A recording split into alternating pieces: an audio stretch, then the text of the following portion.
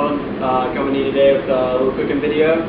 So today we're going to start out with the prime rib. So we're going to start out first with meat and floss, which means everything in place. So we'll start out with my knives, the honing blade, the chef knife, the fillet knife, and then the meat slicer. Okay, we'll move over to the vessel that we're going to end up putting our prime rib in.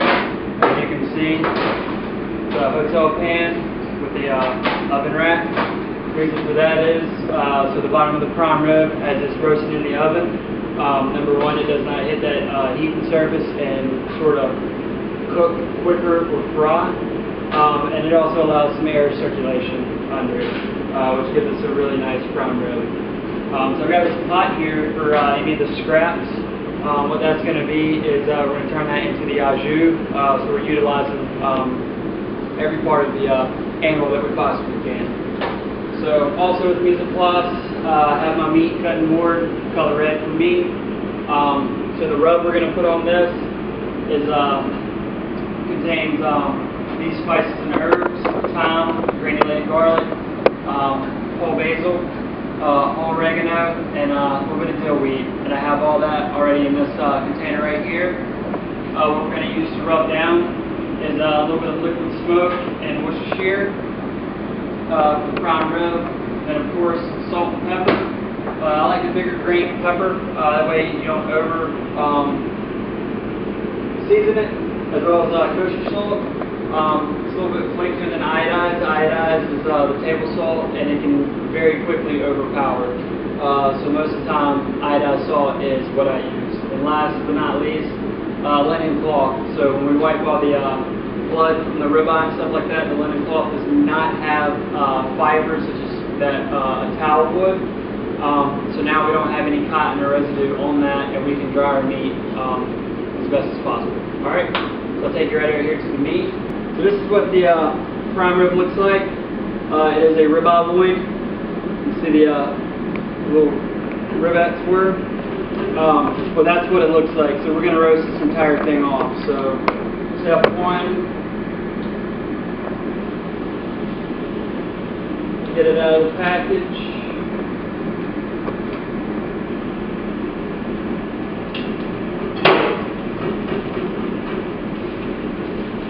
I like to do this over a sink just to kind of allow it to drain. I'm not worried about taking it quickly to the trash can. Alright. I'm going to take this right over here to the linen cloth to dry it.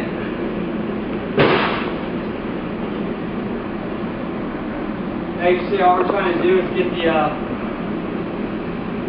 the remnants of just a little bit of the blood that's left over in the packaging, so we can, it's a lot easier to work with a dry meat. Okay.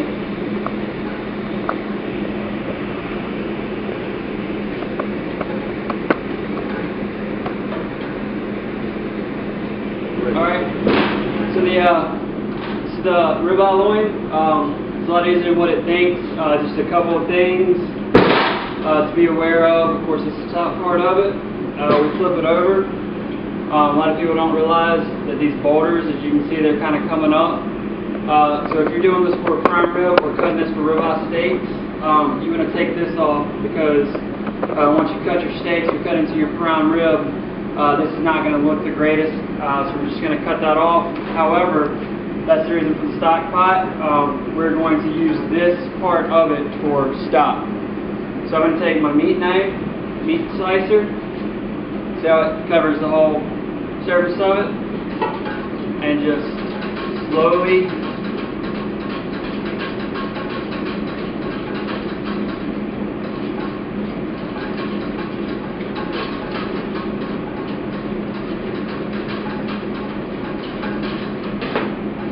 when I remove that, it's nice and flat.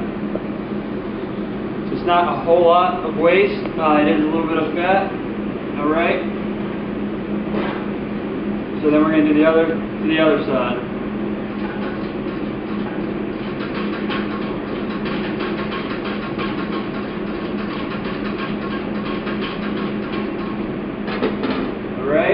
take that off into our stock pot. Okay. And as you can see, there's a big lip of fat right there. I typically like to go ahead and kind of carve this down, take it off a little bit.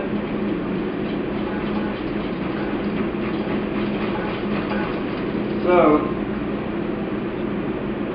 as you can see, that is predominantly all fat. That will not go in the stock pot. Fat is a taste blocker, so this is something that we cannot actually use. There is little to no meat on it at all. So now we get back to this side. As you can see, there's just a little bit of fat up here, so I'm not going to mess with that. We don't want to take all the fat off, but right here is going to be very kind of tough fat. It's a big layer of fat that I always typically try to take off, so it's not as fatty as a prime rib, but we're still going to leave some of the fat up there for it to cook. So start off.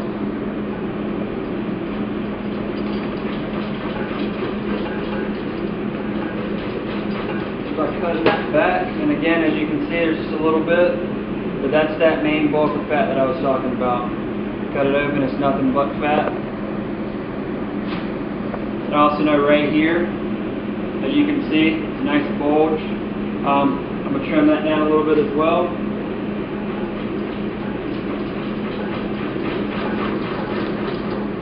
And as you can see, that was all fat.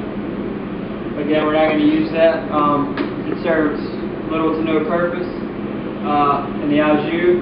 However, if you do have a meat grinder, you can save that fat and put that fat in your burgers or other applications such as that. So right now I'm just going to test this to see. It's looking like I'm taking a lot of fat off. So just trying to trim it.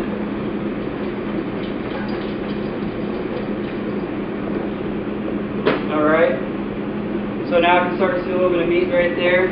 So I'm going to stop with the fabrication of that. We've gotten a lot of fat off.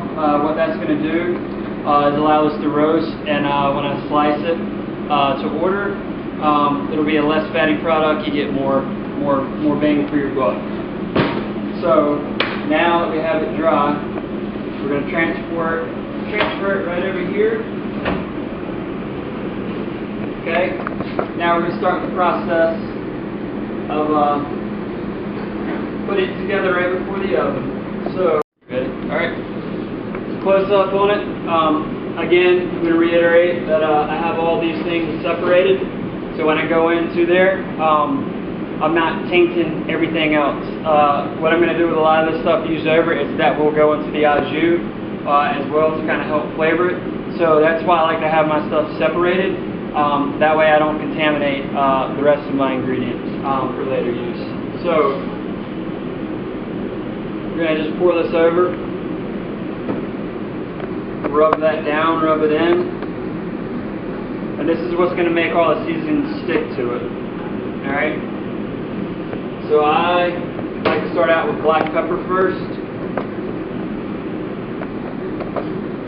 And the higher up you can season, the bigger the spread is going to be. If I season it right here real low to it, it's just going to be a tight circle. Where if I come up high, it might get a little messy, but it spreads throughout the whole meat. So now that I have the black pepper, I can kind of see more of the salt that I'm putting up there. So we're going to cover this very, very, very heavily because it is a whole piece of meat. Heavily seasoning the outside of it. Okay. Try to hit the sides that I can. Alright. And as you can see, that's just salt and pepper. So now we're going to finish with our dry herbs.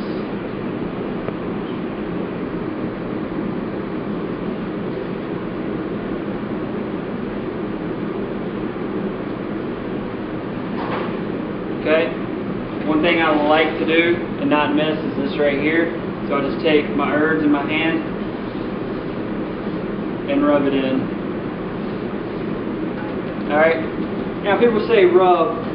I'm not going to literally rub this down. I'm just trying to pat that in because it's got the moisture from the Worcestershire and liquid smoke. So we're going to flip this over to this side and repeat the same process.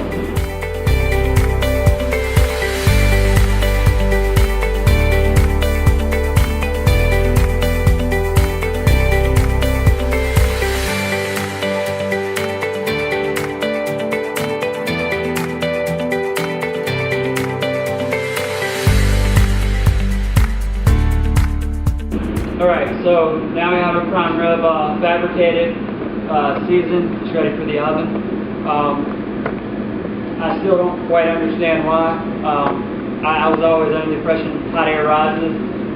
Every time I put anything in the oven, I always put it on the bottom rack. It seems to cook better and faster on the bottom rack rather than the top. So that's my personal preference. I'll always put stuff in the oven on the bottom rack. So this is a convection oven. What the convection does is it does two things. Number one, it circulates the air for an even cook. To where other ovens do not have a fan to kind of circulate the air, it just kind of roasts. Number two, which we're not too concerned with on this one, is that it actually cooks products in 10 to 15 minutes a little bit faster if you're doing a long roast. So with this one, it's prime rib, the lower it can go, the lower and longer, the better the prime rib's going to be. So right now I have the oven set at 200 degrees. I'm going to put it in, I'm going to turn the convection fan on, and then I'm going to set my timer for an hour. The temperature we're looking for is right around 110 to 115 internal temp. And you're going to take that at the most center mass of top and bottom and side to side. Yeah, let's open her up. Again, bottom rack right there in the middle. Turn my convection on, and I'll set it for an hour. Normally, I would say right around an hour and a half to 2 hours. But after that hour, it's a good viewpoint of how much longer it needs to go. So yeah, we set the timer and I'll check it right here in another hour. All right.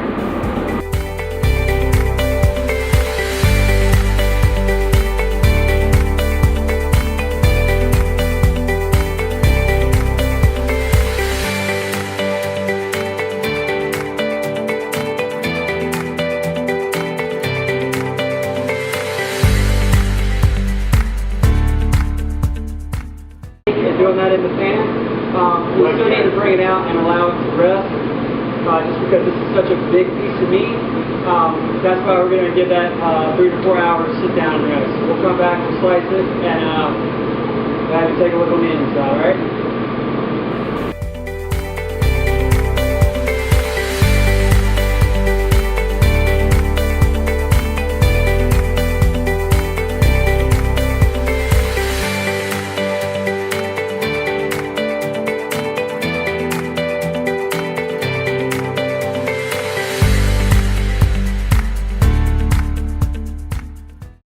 Now it's rested for about 4 hours. It's not necessarily hot to the touch, so hopefully when we cut into this, it should not bleed out everywhere and still get a nice rare on the prime rib.